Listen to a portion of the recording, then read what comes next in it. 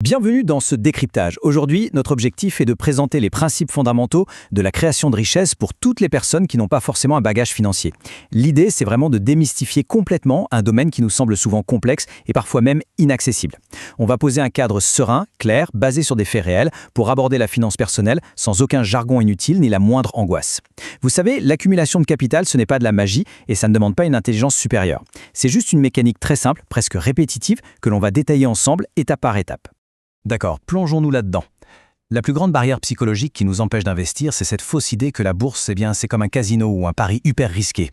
Mais cette citation démontre tout de suite cette angoisse. Le marché financier n'est pas une fusée imprévisible, et ce n'est certainement pas une machine à sous conçue pour plumer la majorité des joueurs. Non, c'est un escalateur. L'analogie est vraiment puissante car, par définition, un escalateur avance continuellement vers le haut. Et la richesse se construit exactement de cette manière. De façon mécanique, lente, extrêmement régulière, malgré les inévitables petites secousses en cours de route. Ce simple changement de perspective est absolument fondamental. Section 1. Le marché est un escalateur. Et cet escalateur avance inexorablement vers le haut. Ce chiffre de 7%, c'est la réalité historique concrète de cette mécanique. Sur n'importe quelle période de 20 ans dans l'histoire financière moderne, et on parle ici de périodes qui incluent la Grande Dépression, deux guerres mondiales, l'inflation des années 70, la bulle Internet de 2001, la crise de 2008, et même la récente pandémie qui a littéralement mis l'économie à l'arrêt, et bien malgré tout ça, le marché a généré un rendement moyen de 7% par an, et ça, c'est après avoir pris en compte l'inflation. Le vrai jeu, l'unique jeu en fait, consiste tout simplement à rester sur l'escalateur assez longtemps pour laisser ces mathématiques opérer. Section 2. Le piège des frais cachés. Malheureusement, il y a des obstacles qui tentent constamment de nous pousser hors de cet escalator. Le premier de ces adversaires invisibles, c'est le poids purement mathématique des frais de l'industrie financière. Il faut absolument comprendre ce terme technique, le ratio de frais. C'est un problème assez insidieux, parce que c'est un prélèvement automatique qui opère totalement en silence. L'argent est prélevé que le marché monte ou qu'il s'effondre, aucune différence. Et c'est exactement comme ça que les gestionnaires de fonds dits actifs s'enrichissent. Ils prennent leur part du gâteau chaque année, ce qui ampute littéralement le pouvoir magique des intérêts composés avant même qu'on ne puisse s'en rendre compte.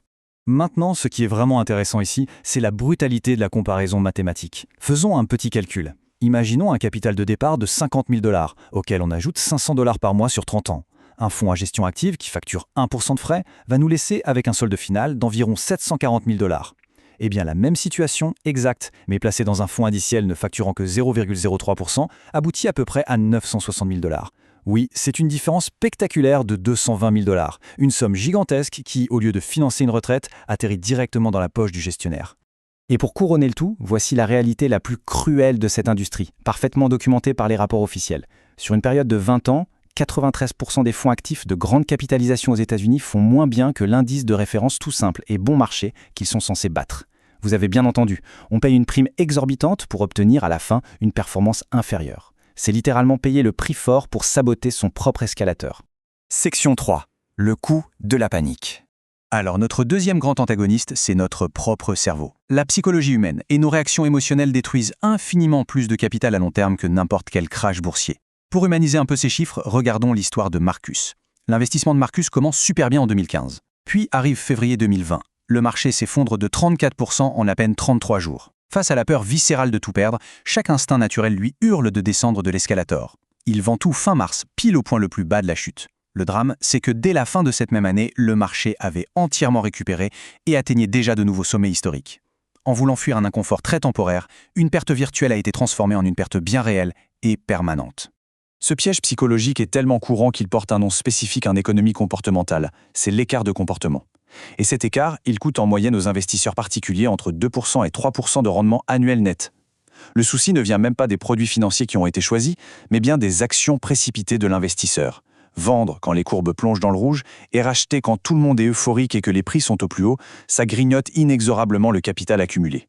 Et cela illustre brillamment la dangerosité d'essayer d'anticiper les mouvements du marché. Ces données incroyables de JP Morgan montrent qu'un investissement de 10 000 $, laissé parfaitement tranquille sur 20 ans, se transforme en presque 65 000 $. Mais attention, en ratant seulement les 10 meilleurs jours de hausse sur un total de plus de 7 300 jours de cotation, ce même montant s'effondre à moins de 30 000 $. Et le pire dans tout ça, c'est que 6 de ces 10 meilleurs jours se produisent généralement juste après les pires jours de crash. Donc l'acte même d'essayer de se protéger en sortant du marché détruit littéralement le portefeuille. Section 4. La stratégie de l'ennui. Face à tous ces pièges qui coûtent très cher, la solution consiste à changer radicalement d'approche. Bâtir de la richesse, ça ne passe pas par des intuitions de génie ou des transactions frénétiques. On peut emprunter une métaphore très pertinente à l'industrie automobile d'après-guerre, avec la fameuse philosophie de Toyota, le Kaizen. Au lieu de chercher l'innovation spectaculaire du siècle, l'entreprise s'est concentrée sur de minuscules améliorations continues.